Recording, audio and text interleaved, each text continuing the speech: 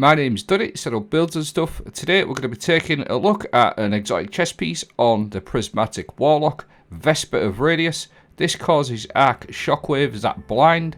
So with blinding this season, we've obviously got some things to take advantage of that. But I'm going to show you how I like to use this chess piece, placing rifts down in various different situations. Arc compounding buff, where we're going to get an extra 15% against blinded targets. So using weapons like Fourth Horseman, just to be aggressive with it as well. So Fourth Horseman is one of the weapons featured, so is Legend of Arius, to take advantage of that 15%. And like I said, I will show you some ways that I like to use this to cause unstoppable capabilities, ram corners, things like that. Cheeky little sort of loops of play that I like to do with this chess piece. And I'll show you a couple of different arc weapons along the way as well to get maximum damage. So stay with me, I will break it all down. So, the Vesper of Radius, rifts periodically release arc shockwaves. Final blows with these shockwaves create an arc explosion. While you've got an arc super equipped, the shockwaves and subsequent explosions blind nearby targets. And then you also get improved rift energy when you're surrounded by enemies. So this is how it works. You're just going to get surrounded, put your rift down, get maximum recharge on that rift energy back, and then all of these little shockwaves that you're seeing will cause blinding effects. And obviously the new seasonal artifact mod, arc compounding, arc sources deal increased damage to blinded targets. So we're going to get an extra 15% just for the shockwaves on its own, but we're also going to get a bit 15% for anything arc.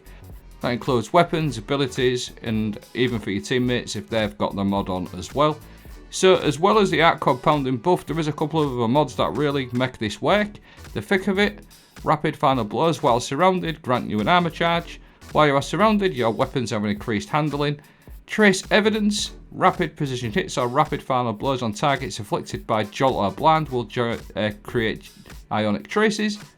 And we're going to be able to pick these ionic traces up to get an armor charge with the boosted version, which we can use for things like weapon surges, etc. Now, obviously, you want to be sort of surrounded really to get the best out of this build, especially with the seasonal artifact mods we've just talked about. Extra 15% on your rift shockwaves, extra 15% on all your arc abilities, plus we're going to get a constant supply of armor charges. Now, if you want to use this aggressively, which I do from time to time, the Fourth Horseman is an excellent weapon. Each successive shot has more damage and more spread, and then you've also got the Catalyst on there to get an extra bullet. This absolutely wrecks anyway. Fourth Horseman, a very good DPS weapon, but if you've got an armor charge on there, 3 armor charges, 3 weapon surges, you're going to get 22%, plus a 15% from the arc blinding effects, and it absolutely shreds once you get that blinding effect going, and it is a weapon that you need to use up close. So this is just one option. Get your rift down, get loads of armor charges going as well for getting kills around the area, create all them ionic traces, get armor charges that way. Helon is one of the aspects I like to use. This is just extra damage. This is going to just keep firing solar mortars as Scorch. Fade the Void, because the Helon will proc your Devour as well, which is really good. So you've got your Helon on the shockwaves to give you Devour. Another weapon that you can use quite close up is Exdiris. This obviously blinds on 2 hits as well with the Moths, and it also applies a debuff this season with the concussive reload. So there's another option, extra 15% on that. Like I said, you get your concussive reload plus an extra 15% from the blinding arc compound. Vortex grenade, you can also use this for weakening. Obviously don't need to do that if you're running a grenade launcher, but you've got facet of dominance to add on to that as well, which make our void grenades weaken and our arc grenades jolt. So you can even switch up to an arc grenade if you wanted to, if you're using a grenade launcher. But just having an extra 15% on that grenade launcher, plus the 15% from the arc compounding, 30% buff that do stack together, plus any weapon surges from your armor charges that you'll be running as well. And like I said, once you're surrounded, getting a few kills, stacking the armor charge up from the other seasonal artifact perks that we talked about is really, really nice. And once you've sort of got used to it, it is really, really strong. The blinding effect is obviously excellent for unstoppable champions. Another weapon that works really nicely with it being arc as well, this is a heavy hitter, the Legend of Arius. The Shock Blast, this weapon fires a blast, it's absolutely huge. It's also got Trench Barrel on there as well.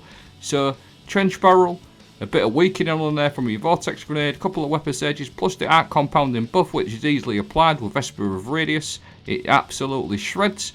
That blinding effect does actually work against champions and bosses as well. It just doesn't show, so just bear that one in mind. It does actually work against champions and bosses, so it's really, really strong. And once you've got that going on, Legend of Arius hits like an absolute truck. It absolutely destroys.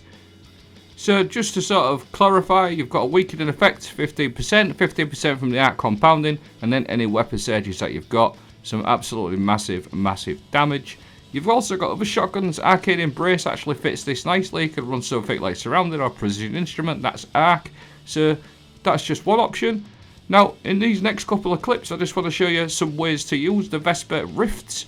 This little clip here is just a real crafty little way you can use it. You know you're going to get chased down by an unstoppable, so you can place that rift down, knowing that that rift will cause blind. Anything that tries to close in on you is going to get blinded, and like I said, that blinding does unstop that champion. And then because he's blinded, you're just going to pick your arc shotgun up then and just get rid of it pretty quickly. And again, just a little placement around there. I know he's chasing me. Free blinding, free unstoppable. Get your arc shotgun out or your arc weapon and just destroy it. Now, the survivability on this is actually pretty good, because if you use it correctly, like anything that comes near you to sort of chase you down, you're just going to get blinded. And it even works against things that you wouldn't expect. The blinding effect is actually really strong. Just another little way, if you know something's going to spawn at a back area, you can put your rift down there, knowing that I know for a fact that there's going to be something spawning there, for example. So I've just put my rift there, I'll walk away, and I'm going to let them arc blast do a bit of damage. And not only that, it's going to blind that full entire spawn like that. So that's just another way you can use it. And then again, for damage, you could put a weakening grenade on there, get your blinding effects from the rift down, get your 4 horsemen out, and just go to work. Obviously, there's some other damage rotations as well you could throw in there. You could run a sword or something like that. The other thing I just want to quickly mention, the Rift energy recharges faster when you are surrounded by targets. This with Facet of Hope. When you have an elemental buff, your class ability regenerates more quickly. You've always got Devour, Amplified or Radiant going. So once you're surrounded with that exotic trait, plus that Facet of Hope, you get so much Rift energy back, it's actually crazy. I'm actually only running a 60 recovery in this build, and I was getting my Rift back so quick. And it feels really nice, that Facet of Hope. It feels like a really good pairing with the exotic trait. Now, I sort of mentioned swords earlier on. Again, these are just options. I've got a Sodom Bonham from the Salvation's Edge raid with Surrounded and Strategist. Strategist and Surrounded is just an absolutely perfect combo for a Vesper's build. But anything arc with Surrounded will work pretty nicely, because you will probably be surrounded when you're using Vespers. So arc weapons with Surrounded, as well as exotic mentioned, are just really good. But you've got things like Ergo, even some of them arc rolls, especially the arc conductor, that could be really good as well. Plus other arc swords in the game like Bequest. Another one little thing to mention, just to add to the sort of blinding effect, all this doesn't actually apply. Blinding the photo inhibition does actually disorientate enemies as well. So you could simply add that onto the build as well. I did a video on this pulse rifle, and it just seems to fit nice. This will disorientate enemies as well as the blinding effects. Now, I said I had some gameplay of different GMs. I have got loads of gameplay of this working in Birthplace of the Vile, but that GM feels like it's been nerfed to the ground. It feels like a joke. So I wanted to show it working in Liminality, and for situations like this, I knew that there was an unstoppable around that corner, and that's just a free unstop. So the sort of like use of it as well, there were different ways you can use it. It feels really nicely, and all them thrall there are just going to be sort of blinding as well. Anything tracking you down will just get blinded and they get anywhere near you. I've got some more Liminality clips later on, but I'm just going to break down the fragments one more time. And the aspects: Feed the Void to provide Devour, extra survivability; Helon, which is what I mentioned earlier on as well; Vortex Grenade, this could always be switched out for your Storm Grenade, because the Facet of Dominance, like I mentioned, does apply Jolt and Weakening. So if you're running a grenade launcher, for example, you don't need to run the Vortex Grenade, you could always stick to a Storm Grenade. Now, another one that I really like to run with most of these builds is Arcane Needle, just because it applies the Unraveling debuff, which is extra damage, And if you run Faceted Dawn, this is going to give you Radiant an extra 25% damage. And with the Arcane Needle, you can literally become Radiant anywhere on the map. It's so good. Facet of Dominance, which we've mentioned, Void Grenades weaken targets and Arc Grenades jolt targets. We've also got a Facet of Hope, which we've talked about. This is going to make your class ability recharge more quickly. It's exceptional with the Vesper's Radius exotic trait. Facet of Protection, a no-brainer. We're going to be surrounded quite a lot, so get this one on for a bit of extra protection. And then Facet of Sacrifice, while you've got an Arc Solar or Void buff, all ability kills will grant you Darkness energy. Because we're using a lot of light energy, that buffs your Darkness Transcendent out very, very nicely. And again, look at the state of that champion.